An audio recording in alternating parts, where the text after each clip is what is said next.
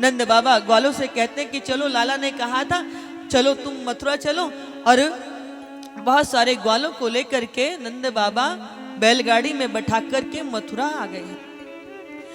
अब बंधुओं, जब वो सारे सखाओं के साथ में मथुरा पहुंचे तो मथुरा में तो चहु और बड़ा आनंद था। मथुरा नगरी इतनी दिव्य सजी हुई थी, इतनी सुंदर सुंदर भवन, इतनी बड़ी बड़ी अट्टालिका है। तो एक वाटिका में बैठ करके कृष्ण और दाऊ भैया अपने सखाओं के आने की प्रतीक्षा कर रहे थे। जैसे ही सारे सखा आए, कन्हैया के चेहरे पर मुस्कुराहट आ गई। बोले आ जाओ आ जाओ, मैं तुम्हारी बाट देख रहा था।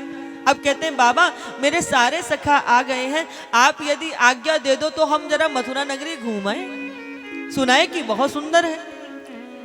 तो बाबा ने कही दाऊ से कि दाऊ देखो कन्हैया बड़ा नटखट है और मथुरा में बड़े सभ्य लोग रहते हैं, ये तो बात बात पे गाली गलौज करने लग जाते हैं, वहां किसी से कह दी तो झगड़ा हो जाएगा, इसलिए तुम सबका ध्यान रखना, ख्याल रखना।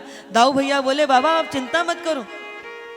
अब सारे सखाओं के साथ कन्हैया चल दिए हैं मथुरा नगरी को घूमने के लिए, भ्रमण करने के लिए, और भगवान शिव के दिए हुए धनुष के पूजन करने के लिए संपूर्ण मथुरा नगरी को इतना दिव्य श्रृंगार किया गया था जैसे लग रहा था साक्षात स्वर्ग धरती पर उतर आया। चहु और दिव्य। तो इधर सारे ग्वाल वालों के साथ में कन्हैया जब मथुरा का भ्रमण करने के लिए निकले तो कन्हैया के हृदय में, के सखाओं के हृदय में बड़ा संकोच होने लगा। किसी की धोती कई जगह से फटी हुई है, तो किसी ने छोटी सी लंगोटी पहन रखी है, हाँ? किसी के वक्षस्थल को ढकने के लिए कोई अंगोछा भी नहीं है। अब वो सारे सखा देख रहे हैं कि यहाँ तो सब इतने सुंदर सुंदर वस्त्र धारण किए हुए हैं और हमारे वस्त्र, किसी पे वस्त्र ही नहीं है, किसी पर है तो वो भी फटे हुए हैं। कन्हैया समझ गए कि हमारे मित्रों के हृदय में बड़ा संकोच है। तो उन्होंने क्या किया, आगे गए तो एक बहुत बड़ा सा धोबी घाट था, वहां बहुत सारे धोबी वस्त्र धो रहे थे। तो कन्हैया ने बड़े प्रेम से उस धोबी घाट पर जाकर के कहा कि मामा जी तनिक कुछ वस्त्र हमारे इन सखाओं को दे दो। बंधुओं आपको याद होगा कि पहले, बल्कि अभी भी गांव देहात में तो आज भी ऐसा होगा कि जब आप अपने मामा जी के घर पे जाते हो तो मामा के गांव में जितने भी आपको युवा मिलते हैं आप सबको मामा ही कहते हो, है ना। जितनी विवाहिता होती हैं उनको मामी कहते हो, बाकी जो होती हैं उनको मौसियां, नानियां, वृद्धों को ऐसे ही रहता है ना। तो कन्हैया जब अपने मथुरा नगरी में पहुंचे तो वहां जितने भी हैं उनको सबको क्या कहते हैं, मामा। तो ऐसे ही जो वस्त्र धो रहे थे तो उनको बोले कि मामा जी तनिक कुछ वस्त्र हमारे मित्रों को भी दे दीजिए। तो जब उनसे निवेदन किया तो वो धोबी जो था ना, बड़ा सा लंबा हट्टा कट्टा सा, मोटी मोटी आंखें निकाल करके टूट करके पड़ा। क्या कही, वस्त्र दे देना? कहा ये ढोर जंगल जराने वाले गवरिया कहीं के, और कहा हमारे महाराज भोजराज कंस उनके वस्त्र दे दे। लगता है महाराज कंस जो काम कल करेंगे हमारे हाथ से अभी हो जाएगा। आज तक कन्हैया पर किसी ने डांटा नहीं था, किसी से ऐसे बोला नहीं था कन्हैया से किसी ने।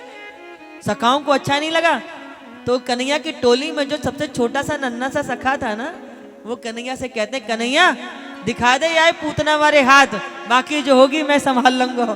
कन्हैया बोले या की जरूरत नहीं पड़ेगी। और बंधुओं कन्हैया ने घुमा करके एक ऐसा कराघात किया कि गर्दन जो है ना, ये सर धड़ से अलग हो गया।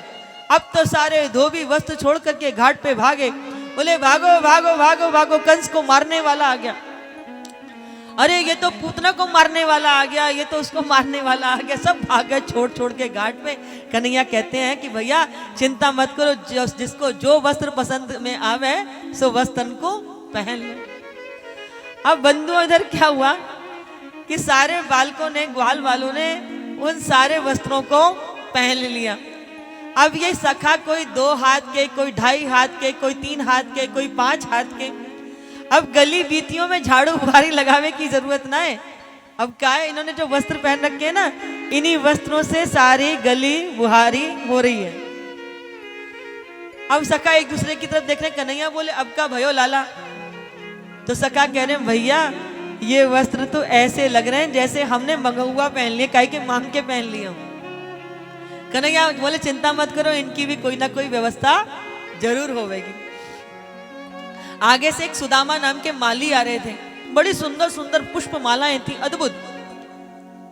सुदामा जी ने कहा कि कंस को बहुत मालाएं पहनाई है महाराज को, पहनाते पहनाते जीवन बीत गया, अब तो ऐसी कृपा कर दो ठाकुर कि आज ये सारी पुष्प मालाएं मैं आपको और आपके साथियों को पहना सकूं। सबको पुष्प मालाएं पहना दी, अब सब इठलाते घूम रहे हैं, लेकिन मन में संकोच है कि वस्त्र तो हमारे नाप के है ही ना। तो बंधुओं जब वो आगे निकले ना, तो एक गुणक नाम का दर्जी था। ये गुणक नाम का जो दर्जी था ये बहुत गुणी था। इसके हाथ से सिले हुए वस्त्र बहुत सुंदर थे। कंस भी इसकी दुकान पे जाकर नाप देकर के आता था। तो गुणक ने जैसे ही देखा आज तो मेरे प्रभु आए हैं, तो कंस वो गुणक जो है वो अपनी दुकान से बाहर निकल के आए और प्रभु के आगे हाथ जोड़ के खड़े हो गए। भीतर इतनी उनके भाव था, प्रभु से कहते कि प्रभु आप मेरा प्रणाम स्वीकार करें, और यदि आप मुझे थोड़ा अवसर दें, अवकाश दें, तो मैं आपके मित्रों के वस्त्र उनके शरीर के अनुरूप सिल दूंगा। प्रभु बोले हमें तो बहुत शीघ्रता है, समय नहीं है। गुणक ने कहा प्रभु मुझे तो बस थोड़ा सा समय चाहिए। देखते ही देखते गुणक दर्जी ने उन सारे सखाओं के वस्त्रों को उनके शरीर के अनुरूप सिल दिया।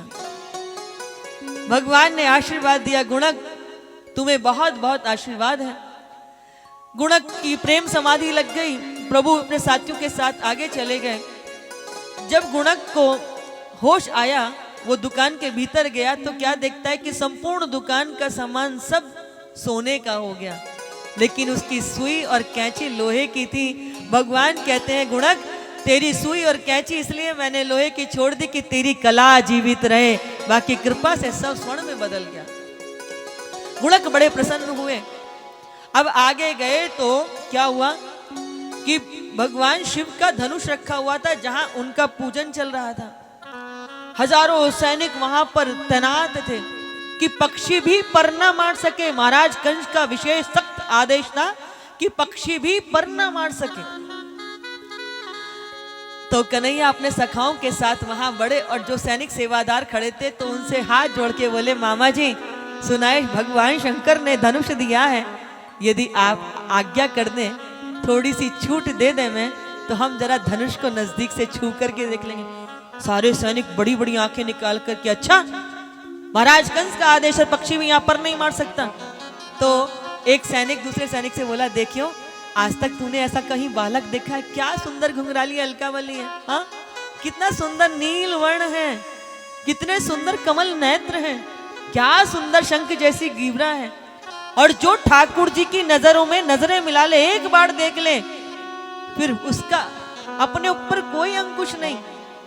भगवान के तीखे नैन जिसके ऊपर भी दृष्टि डाल दे वो तो बस ठाकुर जी का हो जाए।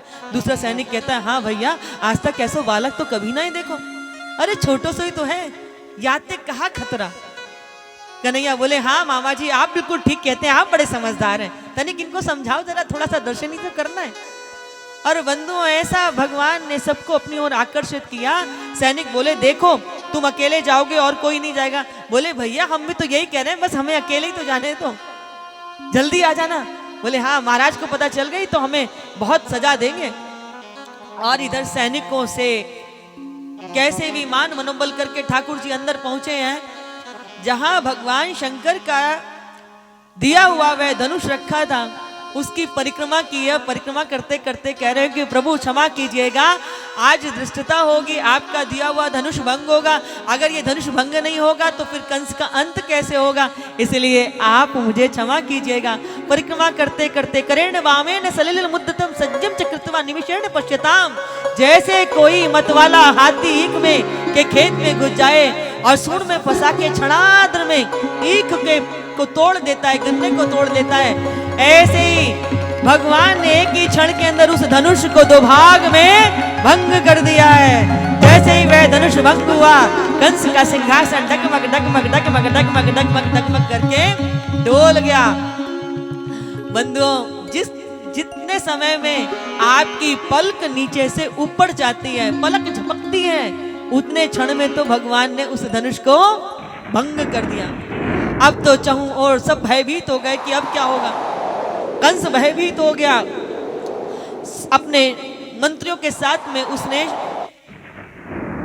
बैठक की है, तत्काल बैठक हुई है।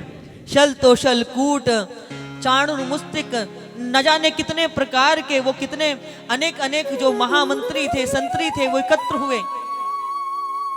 चाणुर मुष्टि शल तोशल कूट में तो 10-10 हजार सैनिकों जितना केले में बल था।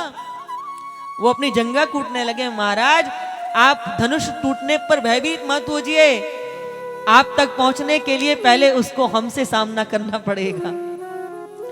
इसलिए महाराज, आप तो एक काम कीजिए, कल सारे राज्य में डमडम घोष करा दीजिए कि हमारे साथ में मल्ल युद्ध होगा।